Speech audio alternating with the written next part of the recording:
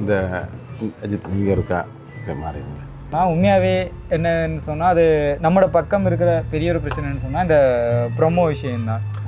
ஆனால் நான் அதே நேரம் ஒரு முக்கியமான ஒரு கேள்வி ஒன்று கேட்பேன், உண்மையான பதிலை சொல்லணும். அப்போ நான் நிறைய படங்களில் ஒர்க் பண்ணக்குள்ள எல்லோரும் போஸ்டர் டிசைன் செஞ்சதோட அந்த டீமில் இருந்து நம்மளை விலக்கி எல்லாரும் இல்லை சில டீம் பார்த்துருக்கு நமக்கு விளங்கும் இந்த இதில் ஏதோ மிஸ்டேக். இப்போ இந்த படத்தில் கூட திருப்பி ஒரு ஒர்க் பண்ண முடியும் சொன்னால் வேறு மாதிரி புதுசாக தான் மியூசிக் வரும். அப்படி உண்மையான விஷயம் என்னென்னு சொன்னான்னா அந்த படத்தில் பார்த்தீங்கன்னு சொன்னால் ஏதாச்சும் ஒரு சமூக கருத்து ஏதாச்சும் சம்திங் இருந்துச்சுன்னு சொன்னாலே சிலவங்களை பொறுத்த மட்டும் அது ஓகே நல்லா இருக்குது.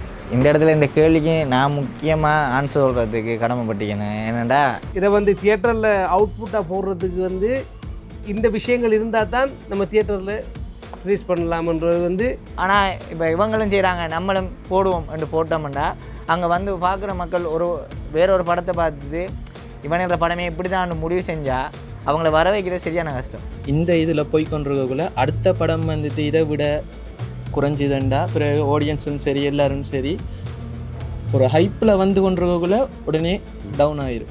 சமூக கருத்து தான் படங்களில் சொல்லி அது நல்லா இருக்குன்னு சொன்னால் நீங்கள் ஒரு ஃபேஸ்புக்கில் போஸ்ட்டாகவே போட்டுடலாம். ஒரு சமூக கருத்து பிள்ளைகளை நீங்கள் துன்புறுத்தாதீங்க அப்படி இப்படின்னு சொல்லி இல்லாட்டி புக்காகவே நீங்கள் எழுதி வெளியிட்டுடலாம். அது என்னத்துக்கு சினிமான்ற ஒரு விஷயத்தை கொண்டு இல்லாட்டி நம்மளோட சினிமா வளருதா வளரலை என்று கஷ்டப்படுது கவலைப்படுத்தலாம் இருக்கலாது. நீங்கள் அவர்கிட்ட சொல்லுவீங்கன்னு நான் இந்த இடத்துல பதிய வைக்கிறேன், நம்புகிறேன். நன்றி. பெரிய இது மாதிரி முரளி என்னடா பார்த்துட்டாரு. சரி வாங்க. ஓ இந்த அஜித் நீங்கள் இருக்கா மாறிடுங்க. சரி கண்ணன் குரூப் ஒரு லீவாக போகிறோம். ஸோ முதல்ல உங்களை எல்லாரையும் இடத்துல சந்திச்சதில் சந்தோஷம். என்னென்னு சொன்னால் அம்மு டீம் அப்படியே இருக்கிறீங்க. அதில் முக்கியம் என்னென்னு சொன்னால் அந்த ஒரு வர்த்தக சினிமாவாக ஒரு வர்த்தக நோக்கத்தோட ஒரு நல்ல ஒரு கண்டென்ட்டோட ஒரு படத்தை எடுத்து போட்டிருந்தீங்க. ஸோ அதுக்கு முதல்ல வாழ்த்துக்கள் எல்லாருக்குமே நான் அந்த வாழ்த்துக்களை தெரிவித்துக்கொள்கிறேன். ஆனால் நான் அதே நேரம் ஒரு முக்கியமான ஒரு கேள்வி ஒன்று கேட்பேன், உண்மையான பதிலை சொல்லணும். அதாவது என்னென்னு சொன்னால் இந்த படத்தை நீங்கள் ஸ்டார்ட் பண்ணக்குள்ளேயே இது ஒரு கமர்ஷியல் சினிமாவாக நாங்கள் தியேட்டரில் போட வேணும் அப்படின்னு நினச்சிங்களா? நினச்சி அதுக்கேற்ற மாதிரி செஞ்சீங்களா? அல்லது எடுத்துக்குள்ளே நல்லா இருக்கு அல்லது நாங்கள் போடுவோம் அப்படி ஒரு இதில் வந்துச்சான்றது எனக்கு ஒரு ஜென்யூனாக சொல்லுங்கள். நாங்கள் இந்த படம் கதை எழுதுக்குள்ளே பிளான் பண்ண விஷயம் தியேட்டரில் ரிலீஸ் பண்ணுற ஒரு இதை தான் நாங்கள் பிளான் பண்ணது. அதுக்கு நிலபுரவும் இதை செஞ்சது தினுபுரவும் சொன்னது இந்த கதை தியேட்டர்லாம் ரிலீஸ் பண்ணணும் அப்படின்றது தான் பிளானிங். ஓகே, அது கேட்குறதுக்கே சந்தோஷமாக இருக்குது. அப்போ அப்படி நீங்கள் ஆரம்பத்திலேயே அதை பிளான் பண்ணக்குள்ள இப்போ என்னென்ன விஷயங்களை கவனிக்கணும், எந்தெந்த விஷயங்களுக்கு முன்னுரிமை கொடுக்கணும் அப்படி ஒரு ஏதாவது பிளான் பண்ணியிருப்பீங்க தானே? அப்படி என்னென்ன விஷயங்களை யோசிச்சிங்க? அதில் முக்கியமாக நிலபுரம் சொன்னது டிஓபி, அவர் தான் டிஓபி. அது கேமரா ஒர்க் நல்லா இருக்கணும். அடுத்தது நாங்கள் பிளான் பண்ண விஷயம் மியூசிக், அதையும் நாங்கள் பிளான் பண்ணிட்டோம். இதெல்லாம் கலர் எல்லாம் சேர்த்து இதை தியேட்டரில் அவுட்புட்டாக போடுறதுக்கு இந்த விஷயங்கள் இருந்தால் தான் நம்ம தியேட்டரில் ரிலீஸ் பண்ணலாமன்றது தினுபுரவுலேருந்து எல்லாருமே சகலரும் நாங்கள் பிளான் பண்ண விஷயம். இப்போ நம்மளோட மட்டக்களப்பு சினிமாவில் மட்டக்களப்பு மீன்ஸ் இங்கே வந்த சினிமாக்களில் புதுவிதமாக இருக்கணுமன்றது எங்களோட பிளான். உண்மையிலே ஒரு பார்க்கக்குள்ளே ஓகே நல்ல ஒரு தரத்தில் எடுத்துருக்கானுன்றதை சொல்லணுன்றதான் எங்களோட ஆசை. அதை நிறைவேற்றிக்க நினைக்கிறேன். அந்த நீங்கள் மியூசிக்கை பற்றி சொன்னது உண்மையில் நல்ல ஒரு விஷயம். என்னென்னு சொன்னால் நிறைய அந்த படத்தில் சொல்லப்பட்ட விஷயங்கள் அந்த மியூசிக் ஒரு மிக முக்கியமானது. இப்போ இங்கே சங்கர்ஜனமில் இருக்கிறீங்க. உண்மையில் இந்த ஒரு கமர்ஷியல் ஃபில்முக்கு மிக முக்கியமானது அந்த மியூசிக்கும், அது எப்படி மியூசிக் அவங்க ஆக்களை கட்டி போட்டு வைக்கிது தியேட்டர்லன்றது. அந்த வகையில் இது உண்மையில் ஒரு சக்ஸஸான ஒரு நல்ல ஒரு மியூசிக்காக தான் எல்லாரோட கமெண்ட்ஸும் இருந்தது. நானும் பார்க்கக்குள்ள அப்படி தான் இருந்தது. ஸோ உண்மையில் அது ஒரு நல்ல ஒரு விஷயம்.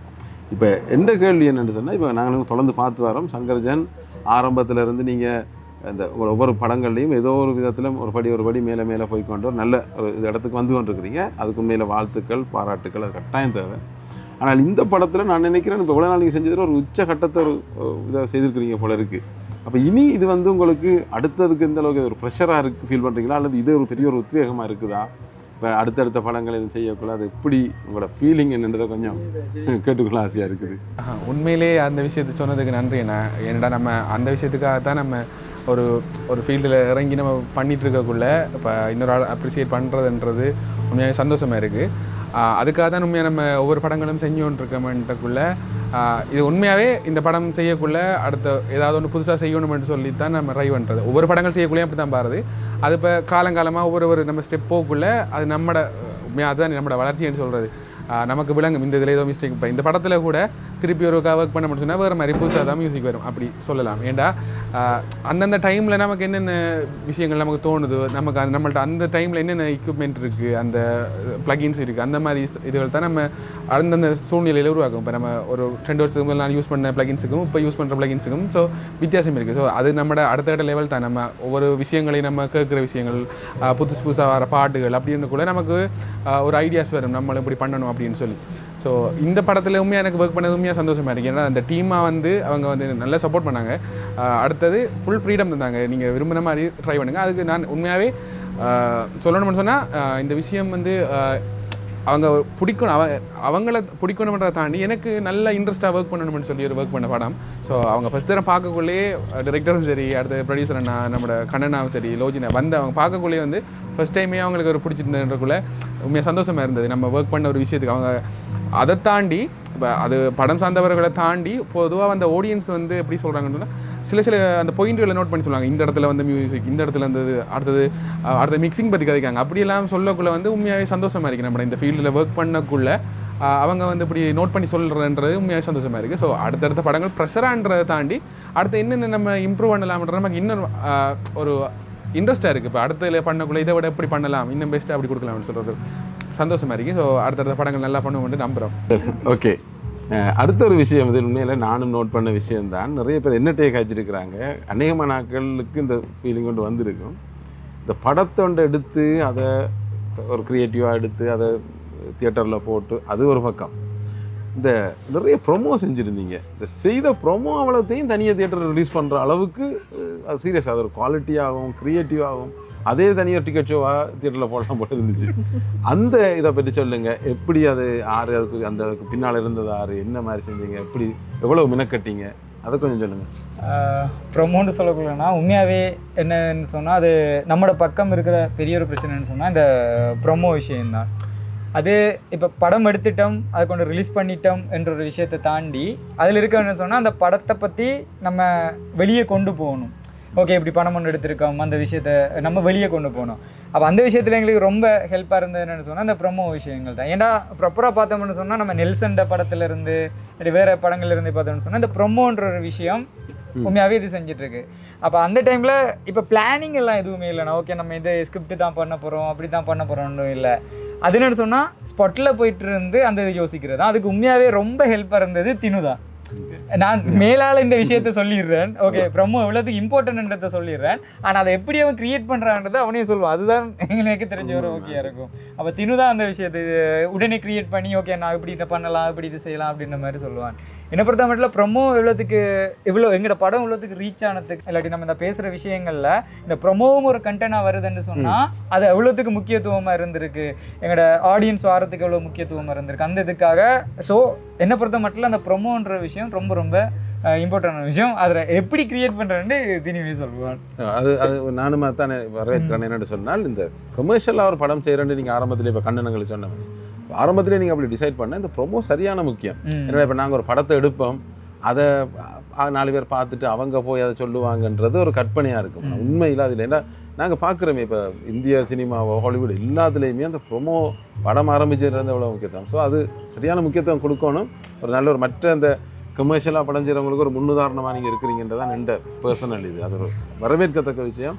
தினம் அதை இவர் சொன்னது மாதிரி நீங்கள் உங்களோட சைட்டில் கொஞ்சம் எங்களுக்கு சொல்லுங்கள். அது எப்படி நீங்கள் டிஃப்ரெண்டான கண்டென்ட் செய்கிறீங்க, உண்மையில் நல்ல பாராட்ட வேண்டிய விஷயம். ஸோ அதை பற்றி கொஞ்சம் சொல்லுங்கள்.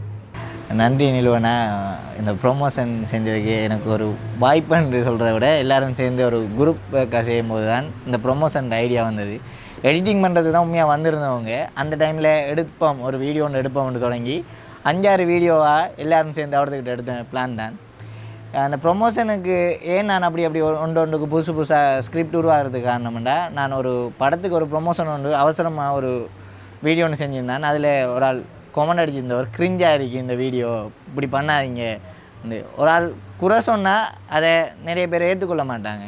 எனக்கு அக்செப்ட் பண்ணுற குணம் இருக்கிறதால ஓகே உண்மையாகவே அந்த கிரிஞ்சாக தான் இருக்கு, நம்ம இனி செய்கிற ப்ரொமோஷன் எல்லாம் நல்லா செய்யணும்னு ஒரு படத்துக்கு எப்படி எடிட் பண்ணுறதோ அப்படி நினச்சி செஞ்சதுதான். அது ஒரு பிளான் பண்ணி அப்படிலாம் செய்யல, அங்கே வச்சு வர ஸ்கிரிப்டை வச்சு எல்லாருக்கும் அடுத்தது எங்களோட படத்துக்கு மட்டும் நாங்கள் அப்படி ப்ரொமோஷன் பண்ணல. அதில் பார்த்தீங்கன்னா அதோட வந்து எங்களோட டீசர் வழியாகக்குள்ளே வந்த படங்களுக்கும் எல்லா படங்களுக்கும் நாங்கள் செஞ்சிருக்கோம். நம்மளோட படைப்பு மட்டும்தான் கொண்டாடணும் இல்லை, எல்லாரோட படைப்புக்கும் நாங்கள் ப்ரொமோஷன் செஞ்சு கொண்டு தான் இருக்கோம். இதை நீங்கள் இப்படி என்கரேஜ் பண்ணக்குள்ளேன்னா இன்னும் நிறைய ப்ரொமோஷன் செய்யணும் போல தோணுது. கண்டிப்பாக நாங்கள் டைம் இருந்தால் அதையும் செய்வோம். நான் செய்கிற ப்ரொமோஷனுக்கு நான் எடிட் பண்ணி கொள்வேன், மற்ற இவங்களா செய்கிற ப்ரொமோஷனுக்கு அவங்கள எடிட் பண்ணி கொள்வாங்க. இந்த இடத்துல அதையும் தெரிஞ்சு கொள்வேன்.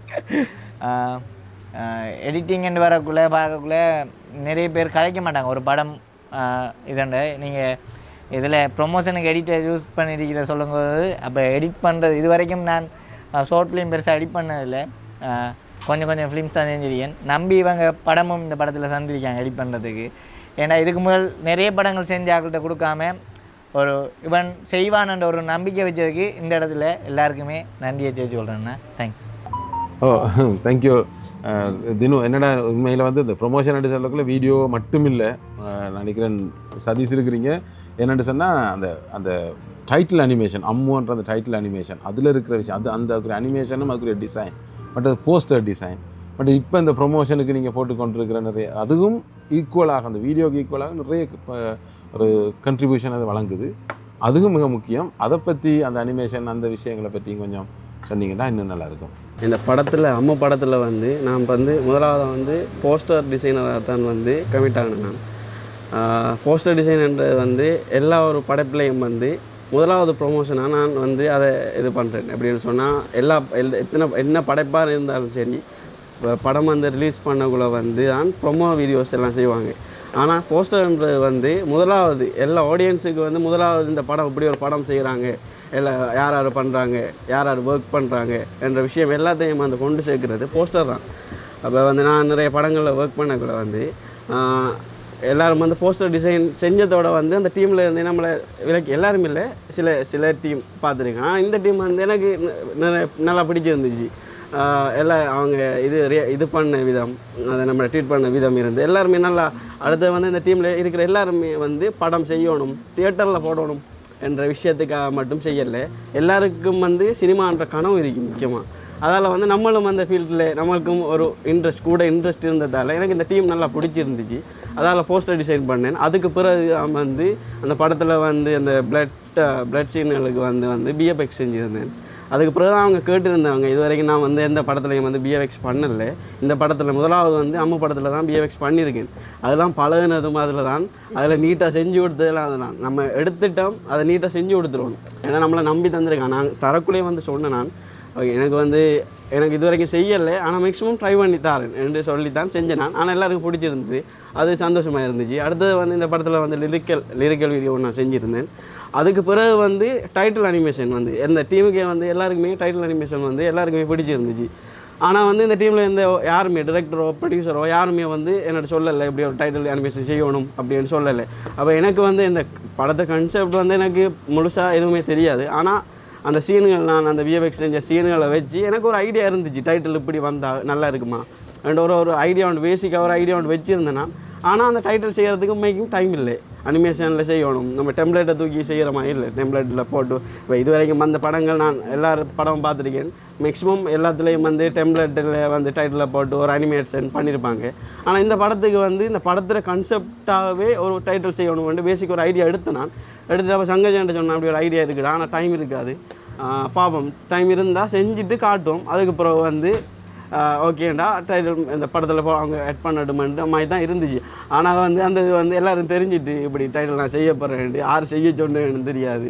அப்போ ப்ரொடியூசர் கண்ணண்ணா கேட்டுருந்தார் இப்படி டைட்டில் செய்கிறீங்களான்ட்டு. அப்போ அண்ணன் சொன்னேன் நான் டைம் இருந்தால் செஞ்சு தரேன்ட்டு சொன்னேன் நான்.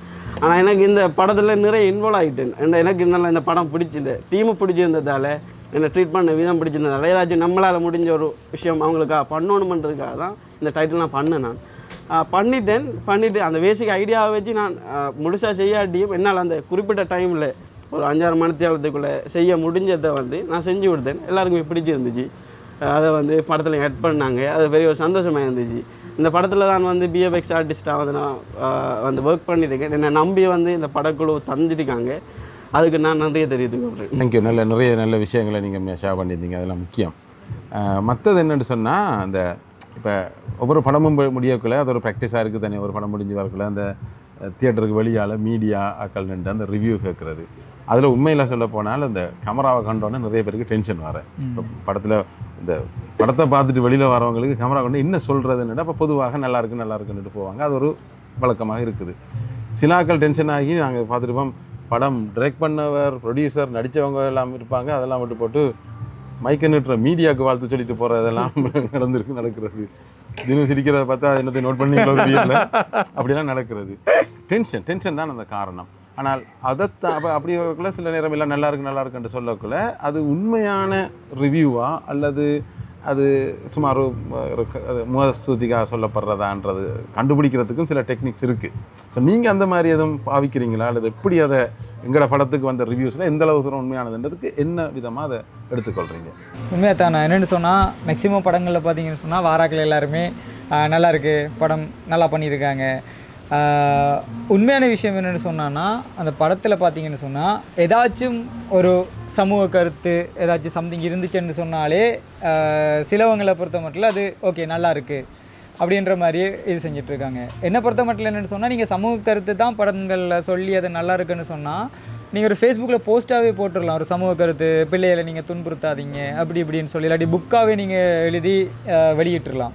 அது என்னத்துக்கு சினிமான்ற ஒரு விஷயத்தை கொண்டு மியூசிக்கை கொண்டு பூத்தியோ இல்லை டிரெக்ஷன் ஒரு சைட்டு லைட்டிங் அந்த விஷயங்கள் அதெல்லாம் பூத்தி என்னத்துக்கு அப்படி ஒரு சமூக கருத்து இருந்தால் நல்லா இருக்குது அப்படின்ற ஒரு விஷயத்தை நீங்கள் பார்க்காதீங்க. என்னை பொறுத்த மட்டும் இப்போது ஆடியன்ஸ் உண்மையாகவே பல விஷயங்களை பார்க்குறாங்க. எங்களை பொறுத்த மட்டும் நாங்கள் எங்களோட படத்தை உதாரணம் சொல்கிறேன்னு சொன்னால், நாங்கள் 0ல் இருந்து அந்த படத்தில் ஒர்க் பண்ணியிருப்போம். அப்போ அதனால் எங்களுக்கு அந்த படத்தை நாங்கள் உதாரணம் காட்டி பேசுகிறோம்.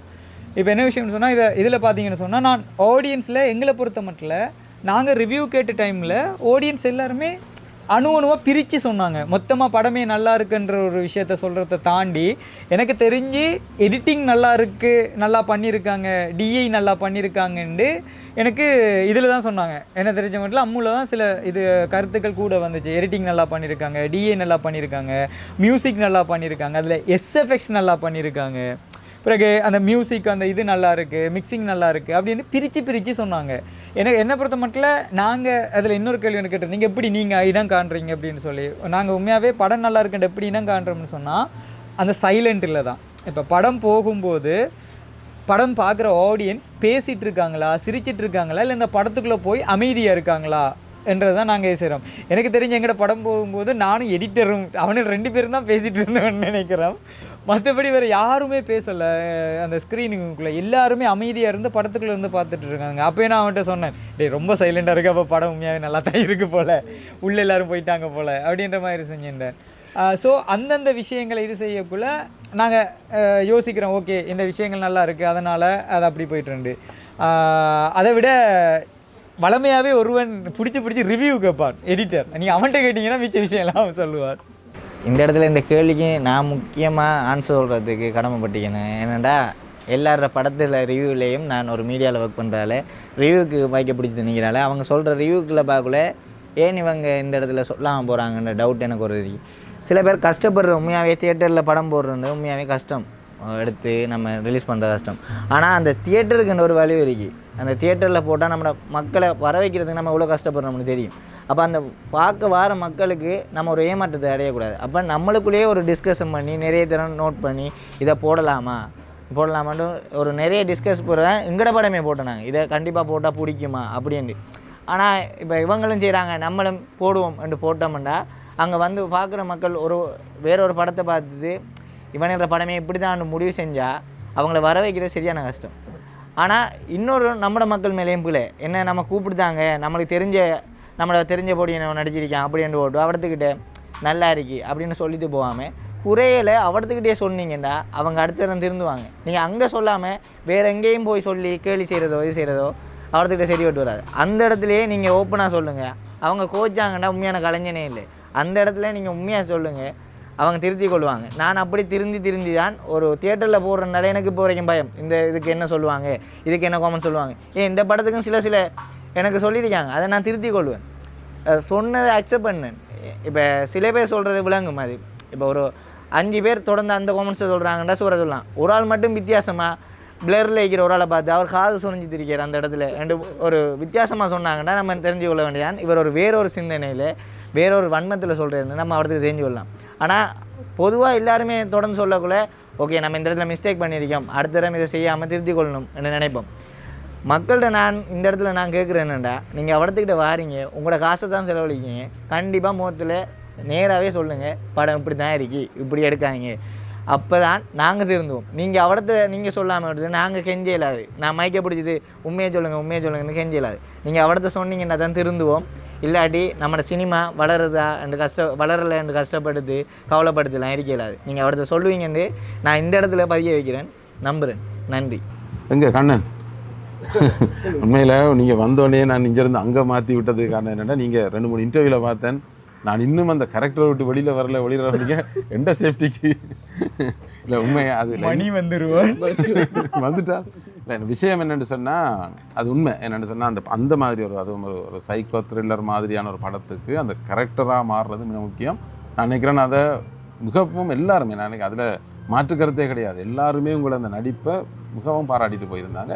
அந்தளவுக்கு தத்ரூபமாகவும் அந்த ஆக்களை இருக்கக்கூடிய மாதிரி இருந்துச்சு. ஸோ அது உண்மையில் நல்ல விஷயம்.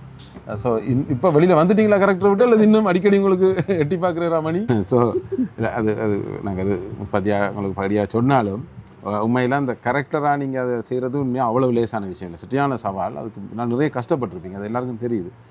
அதை பற்றி கொஞ்சம் எப்படி அதை செய்தீங்க, அதில் எதுவும் சுவாரஸ்யமான விஷயங்கள் இருக்குதா, அல்லது ஏதாவது எதிர்பாராத விளைவுகள் இருந்துச்சு, அதை பற்றி கையால் அது அப்படின்னு தான் நடந்திருக்கு போல இருக்கு.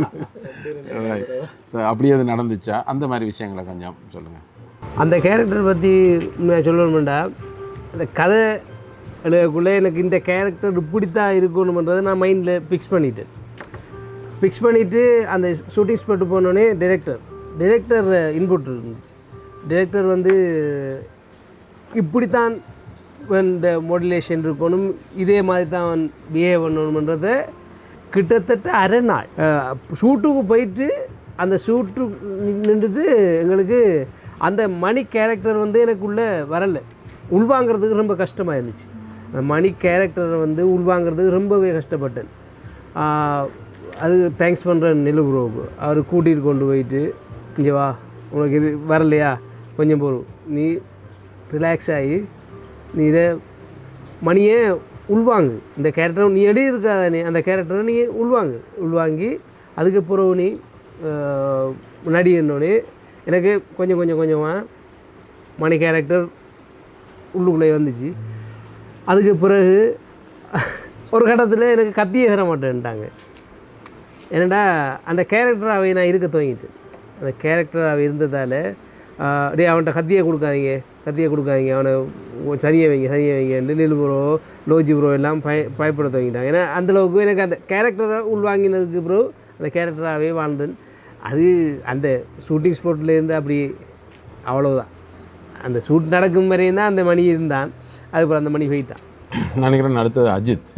ஏனென்றால் நீங்கள் இந்த படத்தில் உதவி இயக்குனராக பணியாற்றினீங்கன்றது அது தெரியும் எனக்கு, ஏற்கனவே நான் கேள்விப்பட்டிருக்கிறேன். இப்போ நான் கேட்க வந்தது அது இல்லை, இன்னொரு விஷயம் நான் கேள்விப்பட்டேன், இந்த படத்தில் நீங்கள் ஃபுல்லாக நின்றீங்களாம். அதாவது ஷூட்டில் இருந்தான், அப்புறம் ப்ரீ ப்ரொடக்ஷனில் இருந்தான், போஸ்ட் ப்ரொடக்ஷனில் இருந்தான், எல்லாத்துலேயும் ஃபுல்லாக நின்றீங்களான்னு கேள்விப்பட்டேன். அது உண்மையா? உண்மைதான். சரி, ஓகே. அப்போ இதில் என்னடா நார்மலாக இப்படி ஒரு இதில் நிற்கக்குள்ள நல்ல விஷயம், நிறைய கற்றுக்கொள்ளலாம். மற்றது இப்போ இந்த மாதிரியான ஒரு தியேட்டருக்கான ஒரு கமர்ஷியலான ஒரு சினிமா உருவாக்கக்குள்ள அதில் கற்றுக்கொள்கிறதுக்கு நிறைய விஷயங்கள் இருக்குது. உங்களை இந்த கற்றுக்கொண்ட விஷயங்கள் புரிதல்களை வைத்துக்கொண்டு இன்னொரு படம் நீங்கள் இயக்கலாம் என்ற ஒரு தன்னம்பிக்கை வந்திருக்கா? மற்றது அப்படி இயக்கிறதாக இருந்தால் அது என்ன ஜானரில் இருக்குது, இதே மாதிரியான படங்களா, அல்லது உங்களுக்கு எதுவும் வேறு ஐடியாஸ் இருக்குதா? இதை பற்றி எப்படி இது உங்களுக்கு எந்த அளவுக்கு உங்களை அடுத்த கட்ட சினிமா வளர்ச்சிக்கு உதவிச்சு, அதை பற்றி கொஞ்சம் சொல்லுங்கள். இந்த டீமை பொறுத்த மட்டும் வந்து என்ன ஃபஸ்ட்டாக இந்த டீமுக்குள்ளே கொண்டு வந்தேன்டா உண்மையாக கண்ணனாக்கும் நிலுவனாக்கு தான் தேங்க்ஸ் சொல்லணும். ஏண்டா இப்படி ஒரு சான்ஸ் ஒன்று இருக்குது வந்து பண்ணுறியா ரெண்டு கேட்காம நீ வா ரெண்டு அப்படி தான் சொல்லி கூப்பிட்டவங்க. அந்த டைம் எனக்கு இந்த ஏடியோ இல்லாட்டி என்ன எனக்கு உண்மையாக சொல்லப்போனால் இந்த படத்தில் எல்லோரும் சொன்ன மாதிரி தான் நானும் ஒரு 0 என்ற ஒரு கேட்டகரியில் வந்தேன். ஆனால் இங்கே வந்ததுக்கு பிறகு தான் நான் நிறைய விஷயம் லேர்ன் பண்ணேன். அதாவது லைட்னிங்காக இருக்கட்டும், அடுத்தது கேமரா ஹேண்டிலிங்காக இருக்கட்டும், அடுத்தது ஒரு ஸ்கிரிப்ட் ஒன்று ரைட் பண்ணணும், இல்லை ஸ்கிரிப்ட் ஒன்று செய்யணுமெண்டா அது எப்படி செய்யணும், என்ன மாதிரி செய்யணும், எந்த விதத்தில் செய்யணும், நிறைய விஷயங்கள் சொல்லப்போனால் இதில் நிறைய விஷயங்கள் வந்து நான் நிலுவனாட்ட அடி வாங்கி தான் கற்றுக்கொண்டேன். ஏன்னா நிறைய ஏசுவார், சில விஷயங்கள் நான் உண்மையாக எனக்கு தெரியாத விஷயங்களை சொல்லி தருவார்.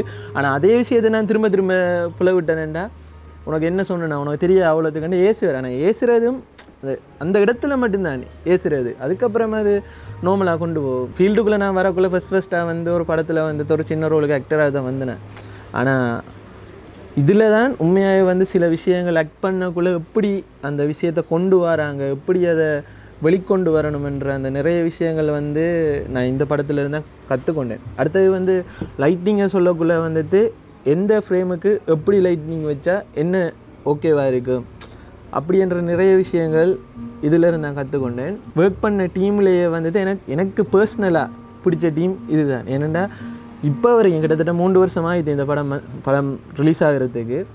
ஸோ அந்த படம் வந்துட்டு அந்த முடிஞ்ச உடனே அப்படியே இல்லாமல் இப்போ வரைக்கும் அதை அந்த ரிலேஷன்ஷிப்பும் சரி, அந்த ஒரு இதுவும் சரி, இப்போ வரைக்கும் அதே இதாக தான் கொண்டு போயிருக்கு.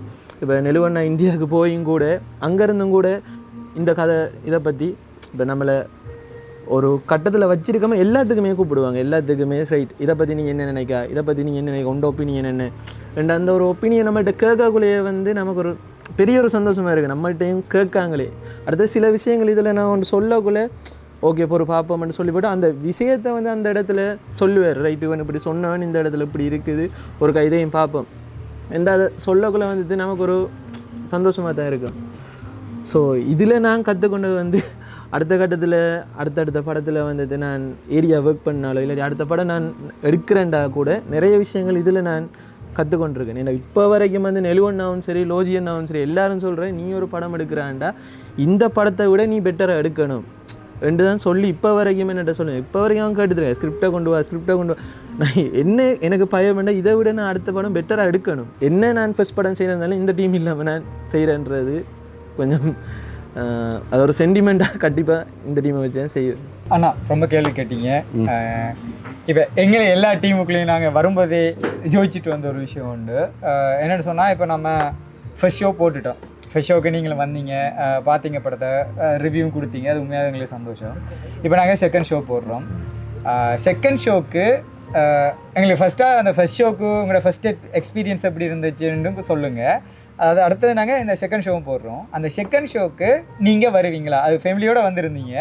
இப்போ சம்டைம் நீங்கள் ஃபேமிலியோடு வரலாட்டியும் சரி நீங்கள் மட்டும் வருவீங்களா படத்துக்கு? ஓகே, திருப்பி நாங்கள் அம்மாவை செகண்ட் ஷோவும் பார்க்க போகிறோம், அதே படம் ட்விஸ்ட் என்ன இருக்குது இது எல்லாமே உங்களுக்கு தெரியும், நீங்கள் படத்துக்கு வருவீங்களா?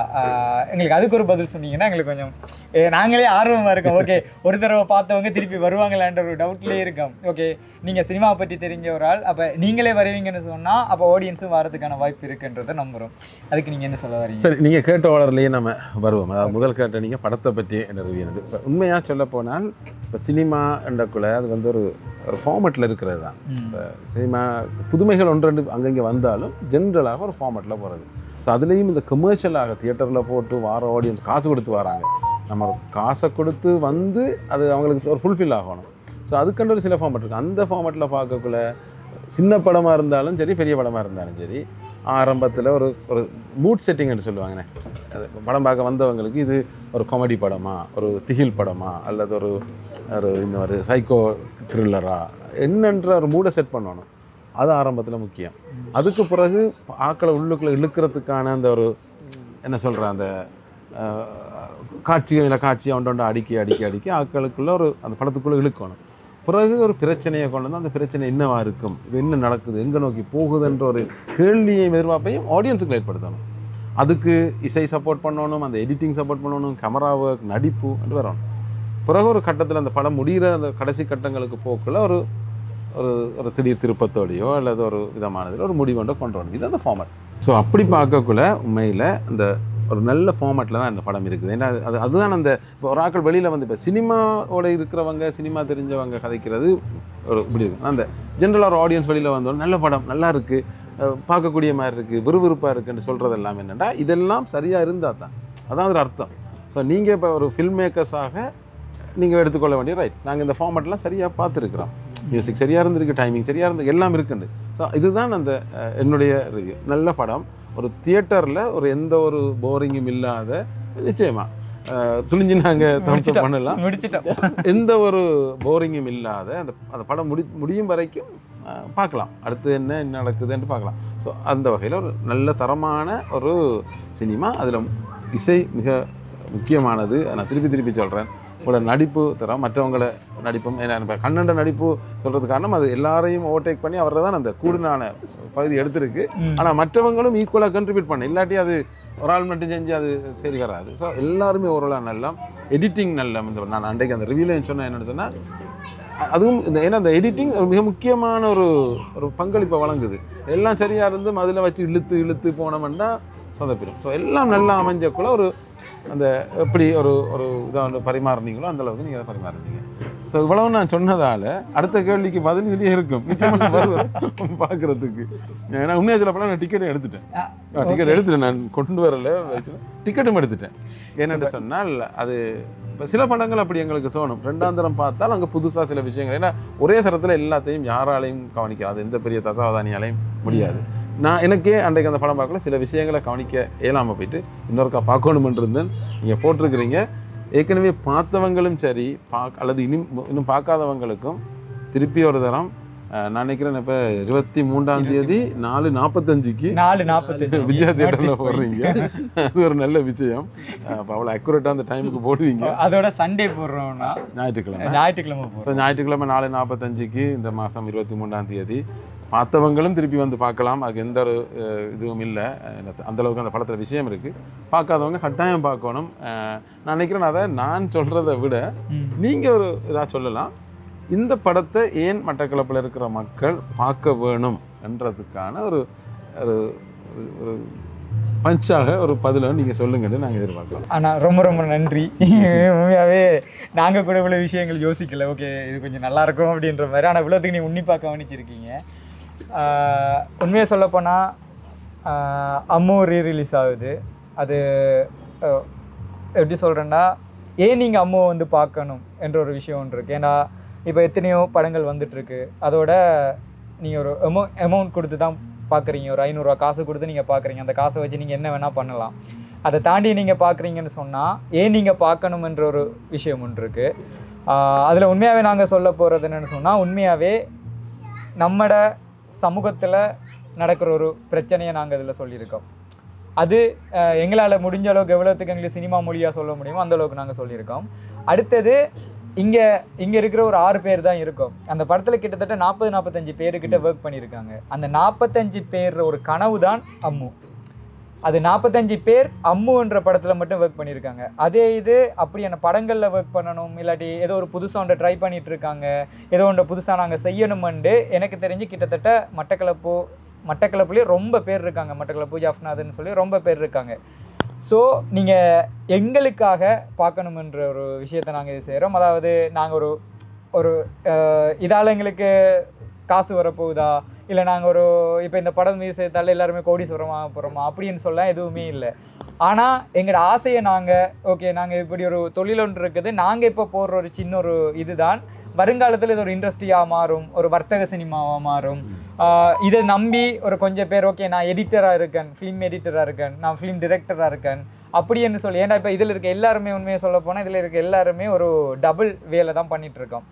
நான் இப்போ உண்டு பிள்ளைக்கு சங்கர்ஜனாக இருக்கட்டும் தினுவாக இருக்கட்டும் எல்லாருமே டபுள் வேலை தான் பண்ணிகிட்ருக்கோம். ஃபுல்லாகவே சினிமாவில் மட்டுமே நாங்கள் இது செஞ்சுட்டு இல்லை. ஏன்னா எங்களுக்கு சினிமா அவ்வளோத்துக்கு எங்களுக்கு இது தரவும் இல்லை. ஆனால் தருமன்ற ஒரு நம்பிக்கையில் ஒர்க் பண்ணிகிட்ருக்கோம். நாங்கள் இப்போ நீங்கள் வந்து பார்க்கறது ஏன்னா நீங்கள் பார்த்து ஏமாறாத அளவுக்கு நாங்கள் இந்த சினிமா எடுத்து வச்சுருக்கோம்னு நம்புகிறோம். நீங்கள் டிசப்பாயின்மெண்ட் ஆக மாட்டீங்க, நிச்சயமாக டிசப்பாயின்மெண்ட் ஆக மாட்டீங்க.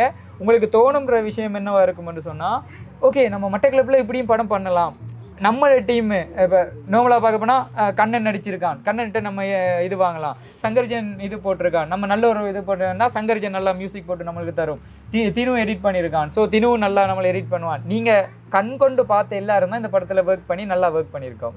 ஸோ நீங்கள் அது நாங்கள் வாயால் எவ்வளோத்துக்கு நாங்கள் அடிச்சடிச்சு சொன்னாலும் அது உண்மையாக இருக்காது, உங்களோட எக்ஸ்பீரியன்ஸ் தான் அது உங்களுக்கு இதாக இருக்கும்.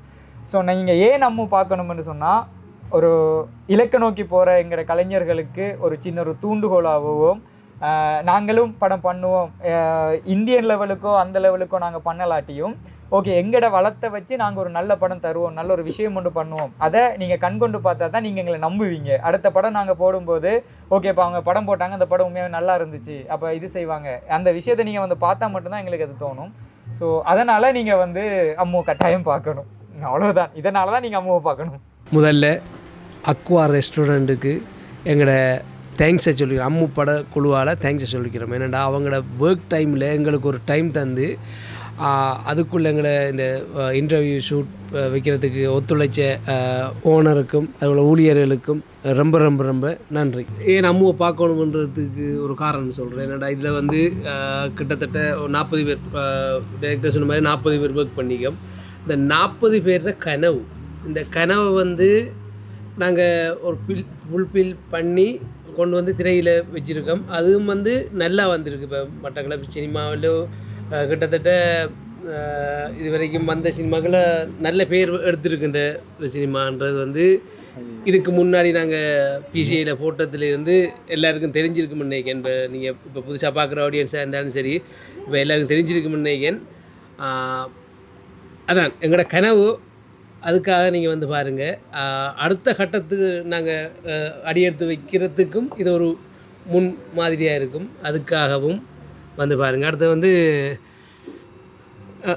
கண்டிப்பாக வாங்க, கண்டிப்பாக வந்து எங்களுக்கு உரிய சப்போர்ட்டை தாங்க, அவ்வளோதான். இப்போ நீங்கள் இந்த அம்மு படம் பார்த்துருப்பீங்க. இதில் இப்போ நீங்கள் சொன்ன எல்லாமே இப்போ மியூசிக் நல்லா இருக்குது, எடிட்டிங் நல்லா இருக்குது, ஆக்டிங் நல்லா இருக்குன்னு சொன்னீங்க. இப்போ இனி வரப்போகிற படங்கள் இருக்குது தானே. இப்போ இந்த படம் வந்து நிறைய பேர் சொல்லிட்டாங்க, இது வந்து நம்மளோட மட்டக்களப்பு சினிமா மட்டும் இல்லை, நிறைய இதுக்கு வரவேற்கத்தக்கதுண்டு. இப்போ இனி வரப்போகிற படங்கள் வந்து இதை தாண்டி எடுத்தாட்டால் நமக்கு ஒரு வெற்றி. ஏன்னா இப்போ சில நேரம் பார்ப்பீங்க, இப்போ நீங்களும் ஒரு டிரெக்டராக இந்த படம் எடுத்துட்டாங்க, நீ இதுக்கு பிறகு நம்ம எடுக்க போகிற படமும் இதை விட பெஸ்ட்டாக இருக்கணும் அண்டு நீங்கள் நினைப்பீங்க. இப்போ இந்த ஃபீல்டுக்குள்ளே இந்த இதில் போய் கொண்டிருக்கக்குள்ளே அடுத்த படம் வந்துட்டு இதை விட குறைஞ்சிதண்டா பிறகு ஆடியன்ஸும் சரி எல்லாரும் சரி ஒரு ஹைப்பில் வந்து கொண்டிருக்கக்குள்ளே உடனே டவுன் ஆயிரும். ஸோ இது கிட்டத்தட்ட எல்லாருக்குள்ளேயும் இருக்கிற ஒரு போட்டி தானே. இப்போ ஃபிலிமெண்டாக்குள்ளே ஒரு பொறாம குணம் இல்லாமல் ஒரு போட்டியாக போய் கொண்டிருக்கு. ஸோ நீங்கள் இதை பார்க்கக்குள்ள உங்களோட மனசுக்கு என்ன தோணுது? இப்போ அடுத்த கட்டம் போக்கில் வந்து எப்படி இதை விட பெஸ்ட்டாக கொண்டு போகலாமா, இல்லாட்டி என்ன மாதிரி நீங்கள் யோசிக்கிங்க? ஏண்டா இப்போ இதில் ஒவ்வொருத்தரும் இப்போ சங்கர்ஜனோட மியூசிக் அப்படின்னு நீங்கள் சொல்லிட்டீங்க, அடுத்தது கண்ணனோட நடிப்பு, அப்படி நீங்கள் அடுத்த கட்டம் போக்கில் இதை விட இன்னும் நாங்கள் சிறப்பாக விருத்தை கொண்டு வரணும்னா நாங்கள் என்ன செய்யலாம்னு நீங்கள் எக்ஸ்பெக்ட் பண்ணுறீங்க? அவரோட கேள்விக்குள்ளேயே பதிலும் இருக்குது. அதுதான் அவனே கேள்வியை கேட்டு அவனே பதில சொல்லிட்டான்.